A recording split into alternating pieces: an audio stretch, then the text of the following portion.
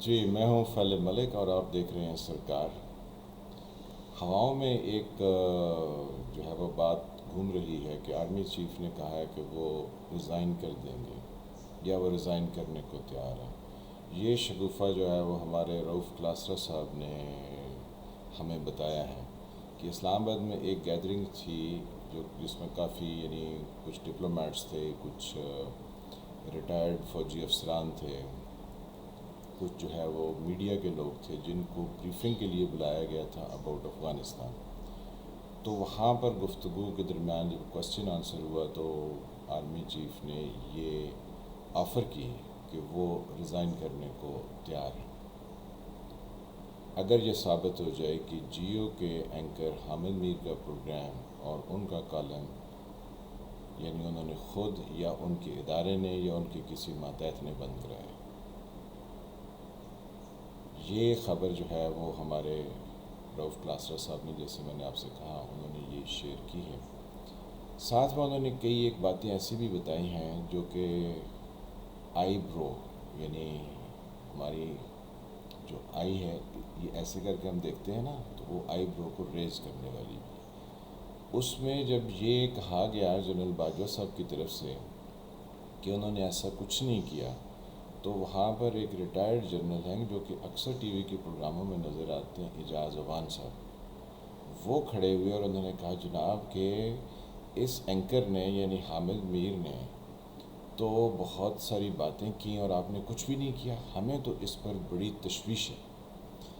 پھر انہوں نے اپنا اور اپنے ریٹائرڈ افسران کا ذکر کرتے ہوئے یہ فرمایا کہ ان کے پاس کوئی 4-5 کمانڈوز جو ریٹائر ہو چکے ہیں وہ آئے اور وہ بڑے غصے میں تھے اور وہ حامد میر کو پھینٹی لگانا چاہتے تھے۔ ہمارے ایک جنرل ریٹائر ہیں اور وہ یہ فرما رہے ہیں کہ انہوں نے اپنے پاس ایسے بلیز، انہوں نے ریٹائرڈ میں سے کچھ ایسے بلیز کا ذکر کیا۔ یہ کتنی شرمناک بات ہے۔ آپ جو ہے وہ ریٹائر کس عہدے سے ہوئے ہیں اور آپ کی سوچ جو ہے وہ کیسی ہے کہ آپ کے پاس لوگ آتے ہیں اور آپ بتاتے ہیں کہ جی ہم مرنے مارنے پر تیار ہیں۔ پھر ساتھ میں انہوں نے کہا کہ تمام افسران کی یہ ریزنٹمنٹ ہے، ان کے اندر غم و غصہ پایا جاتا ہے کہ ایسی باتیں ٹیلی ویژن پر آرمی آفیسر کے بارے میں کیوں کہی گئی ہیں۔ بھائی آپ کا غصہ اپنی جگہ پہ، اس کی کئی ایک ریزنز ہو سکتے ہیں، لیکن ہم جنرل ریٹائرڈ اعجاز اوان صاحب کو بتانا چاہتے ہیں۔ ویسے تو سلیم صافی صاحب نے ان کو کافی کچھ بتا دیا جب چائے پر ان کی ملاقات اعجاز اوان صاحب سے ہوئی، اور انہوں نے کہا کہ آپ کے تو وہ ایک آرمی چیف اسلم بیگ صاحب کی کتاب ہے، اس میں انہوں نے کافی انکشافات کیے۔ پھر اس کے انہوں نے کہا جنرل درانی جو آئی ایس آئی کے ڈی جی رہے تھے، انہوں نے بھی کافی انکشافات کیے ہیں۔ تو آپ کو وہاں تو غصہ نہیں آتا، آپ کو سویلینز پر غصہ آتا ہے اور آپ مارنے کی باتیں کرتے ہیں۔ لیکن اس کے علاوہ بھی میں انہیں کچھ بتانا چاہتا ہوں۔ یوسف رضا گیلانی کی گورنمنٹ تھی تو وہاں پر ایک منسٹری آف ڈیفنس میں اپوائنٹڈ تھے ریٹائرڈ فوجی افسر جن کو گیلانی صاحب نے ریموو کیا۔ تو اکرام سہگل صاحب تھے جو کہ ریٹائرڈ ہی افسر تھے، تو انہوں نے ٹی وی پر بیٹھ کے پروگرام میں کہا تھا کہ ایک فوجی افسر کی بڑی پریسٹیج ہوتی ہے، یہ اس کو کیسے ریموو کر دیا گیا۔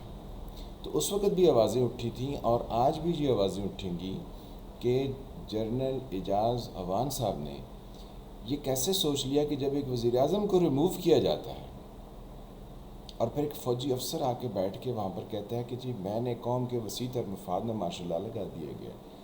تو بھائی اگر آپ بتاتے ہیں کہ 20 یا 22 یا 25 لاکھ یا 30 لاکھ ریٹائرڈ آرمی کے لوگ ہیں اور ان کے اندر غم و غصہ پایا جاتا ہے، تو بھائی جی یہ 25 کروڑ عوام ہیں، ان کے ہاں غم و غصہ نہیں پایا جاتا ہوگا کہ جب ایک سویلین وزیر اعظم کو اس طرح سے بے عزت کر کے نکالا جاتا ہے؟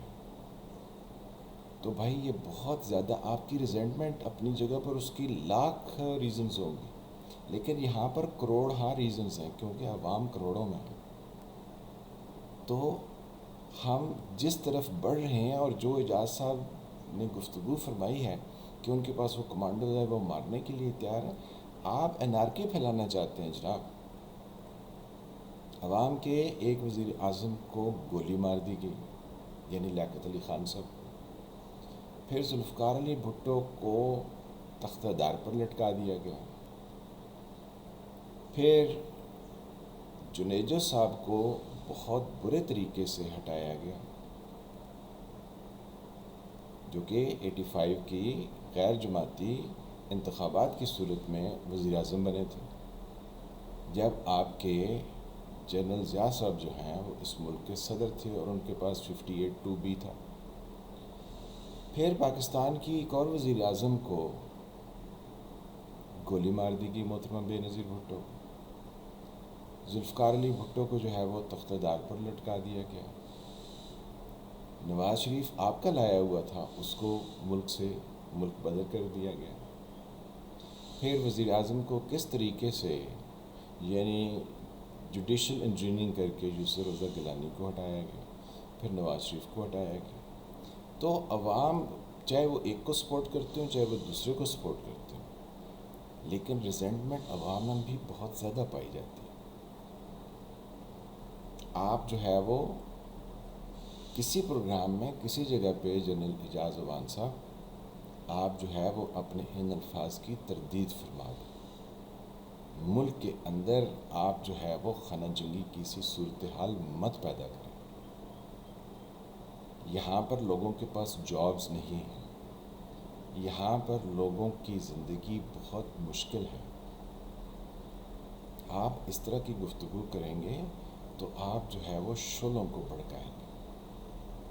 ان شعلوں کو مجیب الرحمان صاحب نے بھڑکایا تھا، تو اس کے بعد انہوں نے خود اس انجام کو گلے لگا لیا جو ان کو نصیب ہوا اسی بنگلہ دیش میں. آگ لگانا ایک دیا سلائی کا کام ہوتا ہے، لیکن آگ بجھانے کے لیے نہ جانے کتنے فائر ٹینڈرز چاہیے ہوتے ہیں، نہ جانے کتنا جو ہے وہ ہمیں دوسرا لیکوڈ ریکوائرڈ ہوتا ہے، پھر بھی آگ بعض دفعہ نہیں بجھتی. تو آگ لگانے کی کوشش مت کیجیے. آگ لگائیں گے تو نقصان ہم سب کا ہوگا، اور یہ ملک کسی صورت کسی نقصان کا متحمل نہیں ہو سکتا. ہم باہر کی خرابیوں سے تو بچ نکلے ہیں، اور وہ بھی ایک سویلین کی بدولت بچ نکلے ہیں جس نے پاکستان کو ایک ایٹمی طاقت بنوایا، جس میں اس کا رول تھا. یعنی ذوالفقار علی بھٹو نے پروگرام شروع کیا اور ڈاکٹر قدیر نے اس کو مکمل کیا، جس کو ذلت کی سی ٹیلی ویژن کوریج اپنی جس کی ہوئی، اور وہ بھی ہمارے جنرل مشرف صاحب کے دور میں. تو جناب پاکستان جو ہے وہ سویلین کی مدد سے ناقابل تسخیر ہوا، ورنہ ہمارے لیے حالات بہت مشکل تھے. لیکن اب خانہ جنگی کی سی آپ بات کریں گے اور ان سائڈ پاکستان آپ کہیں گے ہمارے کمانڈوز آئے تھے وہ مارنا چاہتے تھے، تو معاشرے کے اندر ایک دفعہ یہ کام کو شروع کرے گا، کنٹرول کسی کے نہیں رہے گا. آپ کے پڑوس میں 40 سال سے وار لارڈز ہیں، آپ کے دوسرے بارڈر پر بہت بری صورتحال ہے. وہاں پر دیکھیں تو وہاں کے جو ہندو ہیں وہ نکل کے کہتے ہیں کہ نعوذ باللہ ان کا اللہ بھی کٹے گا اور یہ مسلمان بھی کٹے گا. تو وہاں پر تو کوئی گفتگو نہیں کر سکتے ہیں. تو لہٰذا آپ ان چیزوں کا خیال کیجئے، اس طرح کی اختلافی باتیں مت کیجیے. امید ہے کہ آپ جو ہے وہ اس کی تردید فرمائیں گے. ملتے ہیں کسی اگلے ویلاگ کے ساتھ، تب تک کے لیے خدا حافظ.